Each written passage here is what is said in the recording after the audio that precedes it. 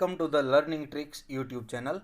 In this video, I am going to solve both the exercise of chapter number 5 of class 9th maths. So let us start with exercise 5.1. Exercise 5.1 का first question है which of the following statements are true and which are false. कौन से statement true है और कौन से statement false है. Give reason for your answer. हमें आंसर का रीजन भी देना है. So let us start with first question. Only one line can pass through a single point. मतलब क्या दिया गया है कि एक ही पॉइंट में से पास होती हुई ओनली वन लाइन हो सकती है. तो नहीं, देखो 1 2 3 4 इस तरह से बहुत सारी लाइन पास हो सकती है. सो यहाँ पे आंसर क्या आएगा? फॉल्स. तो क्यों? रीजन क्या होगा? There can be infinite number of lines can be pass through a single point. और या तो ये आप फिगर भी ड्रॉ कर सकते हो. देन सेकेंड क्वेश्चन क्या है? तो कि there are infinite numbers of lines which pass through two distinct points. एक पॉइंट ये और दूसरा पॉइंट ये. अगर दोनों को ज्वाइन करती हुई कितनी लाइन ड्रॉ कर सकते हो? मैक्सिमम कितनी लाइन ड्रॉ कर सकते हो? तो एक ही है. तो यहाँ पे क्या दिया हुआ है? Infinite numbers. तो इनफाइनाइट तो नहीं हो सकती. So what we can write? Our answer would be false. Two different point में से पास होती हुई एक ही लाइन हो सकती है by Euclid's first postulates. Now third question is a terminated line can be produce indefinitely on both the sides. तो ये तो ट्रू हो गया. क्यों ट्रू है? तो कि हमें कहाँ पे पता है? तो कि अ लाइन इज टर्मिनेटेड. तो हमने लास्ट जो वीडियो है उसमें बताया था कि यूक्लिड के पोस्टुलेट में कि टर्मिनेटेड लाइन है उसको दोनों साइड कितना भी एक्सटेंड कर सकते हो. सेकेंड पोस्टुलेट था. Now fourth one is a two circles are equal. दो सर्कल है वो इक्वल है, एक ये और दूसरा ये. Then their radius are equal. तो ऑफकोर्स जो हमारा एक्सियम था फोर्थ नंबर का, तो क्या था एक्सियम? तो कि if two things coincide with one another are equal to one another. मतलब अगर ये दोनों इक्वल है तो दोनों एक दूसरे को कोइंसाइड भी हो जाएंगी. और कोइंसाइड हो जाएगी मतलब क्या हो जाएगा? सेंटर सेंटर के ऊपर आ जाएगा, बाउंड्री बाउंड्री के ऊपर आ जाएगी. तो रेडियस क्या हो जाएगी? Equal. So what we can write? Our answer would be true. The radio of two circles are equal when the two circles are equal, because circumference will lies on the circumference and center will lies on the center and radius would be equal. Now last question of first is in figure 5.9. ये आपको figure दी गई है, तीन आपको अलग अलग line दी है. A B is equal to P Q है, ये दोनों इक्वल है. पी क्यू और एक्स वाई दोनों इक्वल है, ये दोनों इक्वल है. तो पहला और तीसरा इक्वल है. तो हमारा एक्सियम 5.1 एक्सियम फर्स्ट वन क्या था? तो कि if two things are equal to the same things are also equal to the one another. तो वही का हम यूज कर रहे हैं, तो ये ट्रू हो जाएगा. सो ये पहला है वो फॉल्स, दूसरा भी फॉल्स, तीसरा है ट्रू, चौथा भी ट्रू और पांचवा भी ट्रू. क्वेश्चन है give a definition for each of the following terms. हमें हर एक टर्म्स की डेफिनेशन देनी है.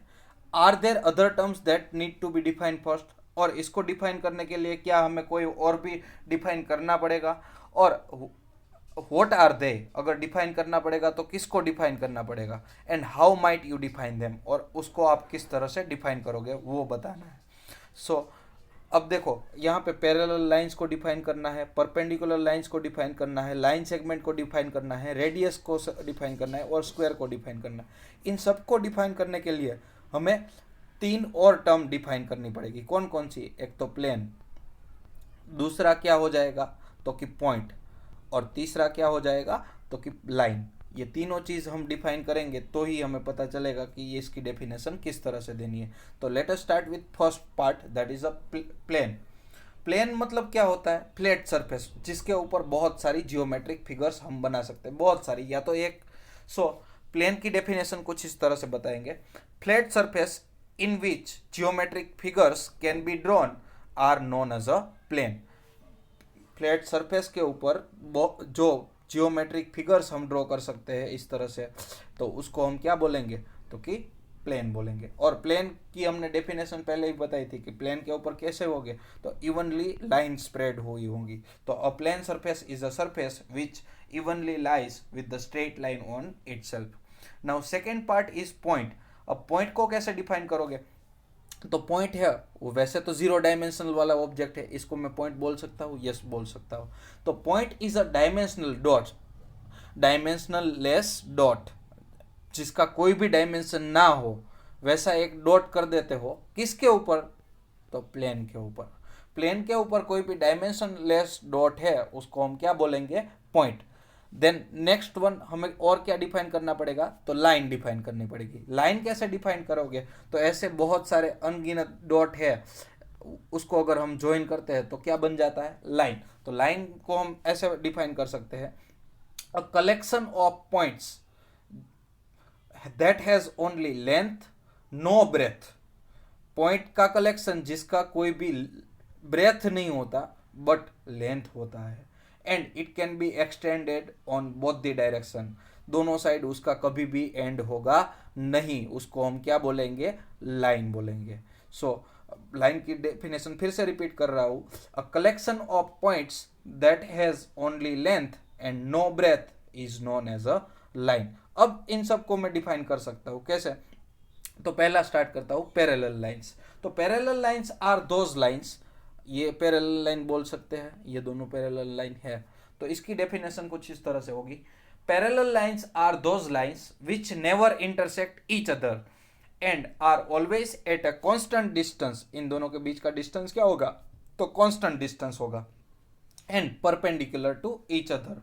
Parallel lines can be two or more lines, दो ही पैरेलल लाइन हो ऐसा जरूरी नहीं है, ऐसी बहुत सारी लाइन हो सकती है। तो पैरेलल लाइन की डेफिनेशन कुछ इस तरह से होगी, तो parallel lines are those line which never intersect each other and throughout distance is same and perpendicular to each other and it can be more than two lines. Now second से start करते हैं। Second one क्या है, तो perpendicular lines को define करना है। और परपेंडिकुलर लाइंस आपको पता है क्या है, परपेंडिकुलर लाइंस तो एक और दूसरी लाइन दोनों के बीच का एंगल 90 डिग्री हो उसको हम परपेंडिकुलर लाइंस बोल सकते हैं। तो perpendicular lines are that lines which intersect each other at right angle in one plane is called perpendicular lines. बहुत इजी है, एक ही लाइन की होनी चाहिए, अदरवाइज हमें दिख रहा है कि दोनों इंटरसेक्ट कर रही है होगी, बट दोनों अलग अलग प्लेन की फिगर होगी तो दोनों एक दूसरे को इंटरसेक्ट करेगी नहीं। सो परपेंडिकुलर लाइंस में क्या होगा, तो two lines which intersect each other at right angles and both are same planes is called perpendicular lines.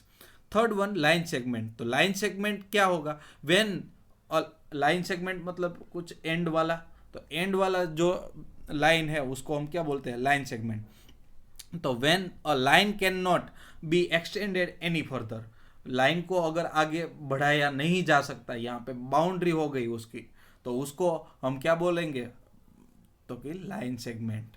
Then next one radius of a circle. Radius कैसे डिफाइन करते हो, ये सर्कल है और ये सेंटर, तो distance from centre to point of circle is called radius. तो then next one is square. Square को डिफाइन कैसे कर सकते हो, a quadrilateral in which all four side equal, चारों साइड क्या होनी चाहिए, equal, and all four are right angles is called square. तो ये पांचों की डेफिनेशन क्लियर है।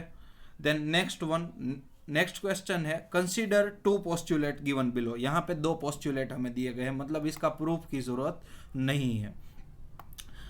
First is given any two distinct points A and B, दो अलग अलग पॉइंट ए एंड बी है। There exist a third point C, और तीसरा पॉइंट सी है which lies in between A and B. तो यहाँ पे ये सपोज मान के चलो ए और बी है, यहाँ पे ए यहाँ बी, इसके अंदर कोई पॉइंट सी है। और दूसरा दिया है there exist at least 3 points that are not on the same line, और दूसरा दिया है कि ऐसे 3 पॉइंट हो सकते हैं जो एक लाइन पे ना हो। तो ये 2 पॉइंट हो गए और तीसरा पॉइंट यहाँ पे रहा तो भी बराबर है। Do this postulates contain any undefined terms, इसके अंदर कोई भी अनडिफाइंड टर्म्स है। आर दिस पोस्टुलेट कंसिस्टेंट, और क्या ये पोस्टुलेट कंसिस्टेंट है, मतलब प्रूफ की जरूरत नहीं है। Do they follow from Euclid's postulates, और क्या ये यूक्लिड के पोस्टुलेट से डिफाइन किए हुए हैं। एक्सप्लेन, हमें एक्सप्लेन करना है। तो देखो पहले क्या पूछा गया है, do this postulate contain any undefined terms. तो यस, अनडिफाइंड टर्म्स तो इसमें है। कौन कौन सी अनडिफाइंड टर्म्स है, तो कि एक ही प्लेन में पॉइंट होते हैं वो, और वही बता रहा हूं। तो फर्स्ट वन है, yes this postulate contain undefined terms. Undefined in the postulates are, first of all इसमें क्या हो जाएगा, पॉइंट। तो there are many points that lie in a plane, एक ही प्लेन में बहुत सारे पॉइंट्स हो सकते हैं। In the postulates given here the position of the point C is not given। C है वो यहाँ पे A और B के बीच में, वैसे तो यहाँ पे हो तो भी वो बीच में ही कहलाएगा। तो C के मतलब लाइन सेगमेंट के ऊपर है कि नहीं है वो बताया नहीं गया है। और दूसरा क्या दिया हुआ है, on top of that there is no information about whether the points are in same plane और नॉट। अगर दोनों तीनों पॉइंट अगर सेम प्लेन में हो तो ही पॉसिबल है, अदरवाइज तो हम कैसे बोल सकते हैं कि वो इस लाइन के ऊपर है। फिर पूछा गया है, are this postulate consistent. Consistent है, यस कंसिस्टेंट है। क्यों, क्योंकि दोनों में अलग अलग सिचुएशन है, पहले में और दूसरे में दोनों अलग अलग सिचुएशन, दोनों एक दूसरे को कोरिलेट करते तो ये इनकंसिस्टेंट होते। अब आगे क्या दिया है, do they follow from Euclid's postulate. क्या ये यूक्लिड के पोस्टुलेट से आया हुआ है, तो नहीं। क्यों, बिकॉज उसमें यूक्लिड के पोस्टुलेट से कोई मतलब नहीं है, और वो क्या फॉलो कर रहे हैं, एक्सियोम्स। क्योंकि ये जरूरी नहीं है कि ये जियोमेट्री के लिए ही काम करे, ये मैथमेटिक्स के रिलेटेड कुछ भी हो तो उसमें ये अप्लाई हो सकता है। Now next is fourth question, if point C lies between two points A and B. अगर सी पॉइंट है वो ए और बी दो लाइन के बीच में आता है, and such that A C is equals to B C. Suppose ये पॉइंट है ए और यहाँ पे है बी, इसके बीच में एक पॉइंट है सी, सच दैट ए सी का पार्ट और बी सी का पार्ट दोनों इक्वल है। मैंने ड्रॉ कर लिया है। Explain by drawing, then prove that A C is equals to half of the A B. हमें ये प्रूव करना है। Explain by drawing the figure. तो मैंने ये फिगर ड्रॉ की है, हमें दिया क्या गया है, तो A B A C is equals to B C, ये यूज कर लिया हुआ है। अब मैं क्या कर रहा हूँ, मुझे क्या प्रूव करना है, ए सी प्रूव करना है। तो दोनों साइड में ए सी एड कर रहा हूँ। तो A C plus A C is equals to B C plus A C हो जाएगा। अब बी सी प्लस ए सी की बात कर रहे हो, तो बी सी प्लस ए सी मतलब तो क्या हो गया, ए बी हो गया। तो 2 times A C is equals to A B हो गया। That means I can write A C is equals to half of the A B. देखो बहुत ही ईजी है, क्या करना था, तो पहले ए सी बी सी दोनों इक्वल दिए थे। अब आपके पास एक्सियोम है, कौन सा एक्सियोम है कि भाई if equals are added to equals then whole are equal. तो वही हमने यूज किया हुआ है।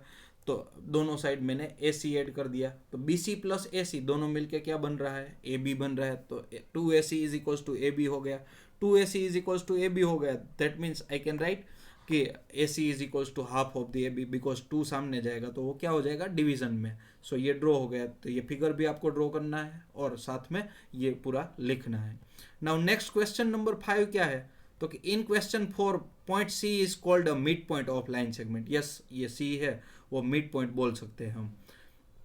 Prove that every line segment has one and only one mid point. तो हमें दिखाना ये है कि कोई भी लाइन सेगमेंट हो उसका एक ही मिड पॉइंट हो सकता है, एक से ज़्यादा नहीं। तो लेट से मैं एक लाइन सेगमेंट है ये, इसके 2 मिड पॉइंट ड्रॉ करके बता रहा हूँ कि यहाँ P और यहाँ पे Q। तो इसका मतलब क्या होगा, A P is equals to P B तो होगा ही, साथ में A Q is equals to also Q B हो जाएगा। ये इसका सॉल्यूशन है 5th वन का। तो इसका मतलब अगर मैं A P is equals to P B लिख सकता हूँ, A Q is equals to Q B लिख सकता हूँ। ऑल्सो दोनों का एडिशन इन दोनों का कर रहा हूँ, इन दोनों का एडिशन कर रहा हूँ, तो वो क्या हो जाएगा, ए बी हो जाएगा। तो A B is equals to A P plus P B. Similarly A B is equals to A Q plus Q B. तो इसका मतलब ये तो हमने जो यहाँ पे प्रूव किया उस हिसाब से मैं लिख सकता हूँ A P is equals to half of the A B. Similarly यहाँ पे A Q is equals to half of the A B होगा। तो दोनों की राइट हैंड साइड तो इक्वल है, राइट हैंड साइड दोनों की इक्वल है, that means left hand side भी इक्वल होगी, means A P is equals to A Q हो जाएगा। अब ये पॉसिबल कब है A P is equals to A Q? जब दोनों एक ही पॉइंट हो, मीन्स पी एंड क्यू दोनों अलग अलग पॉइंट तो नहीं ही हो सकते। तो यहाँ पे जो हमने अजम्पशन किया कि भाई दोनों अलग अलग पॉइंट है, तो वो हमारा क्या हो गया, गलत हो गया। So what we can say, hence we can say that every line segment has only one end point. Is it clear? Now next question number 6 से स्टार्ट करते हैं। 6.1 क्या है? In figure 5.10 AC is equals to BD, then prove that AB is equals to CD। तो हमें prove क्या करना है, AB is equals to CD है वो प्रूव करना है। पहले देखो AC is equals to BD दिया हुआ है, अब दोनों में से मैं BC वाला पोर्शन है वो माइनस कर देता हूँ। तो ये कौन सा मैंने पोस्टुलेट एक्सियोम यूज किया, if equals are subtracted from equal then all are equal. तो AC में से BC, ये AC था उसमें से ये BC वाला पार्ट निकल गया, तो बचेगा क्या, AB इज इक्वल्स टू ये BD वाला पार्ट ये वाला, उसमें से ये निकल गया तो बचेगा क्या, CD। तो AB is equals to CD, hence prove. ऐसे भी प्रूव कर सकते हो, या तो ऐसे बोल सकते हो AC is equals to AB plus BC पहले लिख लो, फिर BD is equals to BC plus CD, और दोनों में BC BC सेम है तो वो निकाल दोगे, तो AB is equals to CD prove हो जाएगा। अब हमारा नेक्स्ट क्वेश्चन है, y इज एक्सियोम 5 नंबर का एक्सियोम जो था in the list of Euclid's axioms consider a universal truth. तो वो 5th नंबर का जो हमारा टर्म है वो यूनिवर्सल ट्रूथ है, क्यों? और यहाँ पे देखो, not that the question is not about 5th postulate, हमें पोस्टुलेट के बारे में नहीं पूछा गया, हमें किसके बारे में पूछा गया है, एक्सियोम के बारे में। तो 5th पोस्टुलेट क्या था, तो whole is always greater than the part. तो हमने एक एग्जांपल लिया हुआ था पिज़्ज़ा का, तो अगेन मैं आपको बता रहा हूँ कि भाई पिज़्ज़ा का एक एग्जांपल ले लेते हैं, व्हेन इट इज होल और कंप्लीट। अगर ये पिज़्ज़ा है वो कंप्लीट है तो अज्यूम दैट इट, इसका मेजरमेंट है वो 5 पाउंड का हो रहा है। अब इसमें से कोई भी एक पीस में निकाल रहता हूँ, ये पीस, तो उसका वेट सपोज 1 पाउंड हुआ, तो हम बोल सकते हैं 1 पाउंड 5 पाउंड से ज़्यादा है, नहीं बोल सकते। वैसे ही 5 पाउंड 1 पाउंड से ज़्यादा होगा, यस ऑफ कोर्स होगा। सो यहाँ पे ये यूनिवर्सल ट्रूथ ही हो गया कि कोई कभी भी पार्ट है वो होल से ग्रेटर देन नहीं हो सकता, बट होल है ऑलवेज पार्ट से ग्रेटर ही होगा। So here I am completing our exercise 5.1. So I hope every one of you have understood it. Now let us start with exercise 5.2. 5.2 में only 2 question है। First question is, how would you rewrite Euclid's 5th postulate so that it would be easier to understand? हम Euclid के 5th postulate को फिर से कैसे लिखेंगे ताकि हमें अंडरस्टैंडिंग में इजी हो जाए। तो इन अंडरस्टैंडिंग में इजी के लिए हम क्या बोल सकते हैं, if a straight line following on two straight line, ये उसका पहले मैं स्टेटमेंट बता रहा हूँ। तो कि 2 स्ट्रेट लाइन है, उसके ऊपर एक लाइन गिर रही है, makes the interior angle on same side, ये interior angle on same side है, ये भी interior angle on same side है, आर टेकन टुगेदर, अगर दोनों का टोटल करते हो तो अगर वो 2 राइट एंगल से कम है तो उसी साइड वो लाइन मिलेगी, ऐसा ये यूक्लिड का थियरम का स्टेटमेंट है। अब उसको ही अगर मैं इजीली फॉर्म में लिखूं तो parallel lines are line which does not intersect each other, ये दोनों एक दूसरे को इंटरसेक्ट नहीं करेगी, वही बताएगा, क्योंकि इसमें मतलब तो नहीं है कि लेफ्ट हैंड साइड मीट करेगा कि right hand side, 2 parallel line का ही यहाँ पे तो मेन जिक्र किया हुआ है। सो parallel lines are the lines which do not intersect each other ever and are always at a constant distance from each other, and parallel lines can be 2 or more terms। तो यही इसका simple term हो गया। Then अब next question है second one, does Euclid's 5th postulate imply the existence of parallel lines? तो yes of course देता है कि पैरेलल लाइंस तो होगी ही ना, क्यों, उसमें क्या दिया गया है कि दोनों का टोटल लेस देन 180 होगा तो वो एक दूसरे को मिलेगी, बट अगर दोनों का टोटल 180 ही हुआ तो 180 हुआ, दैट मीन्स अगर इसको 1 और इसको 3 बोल देता हूँ तो 1 + 3 क्या हो गया 180। सिमिलरली यहाँ 2 और यहाँ पे 4 बोल देता हूँ तो 2 + 4 भी क्या हो जाएगा 180।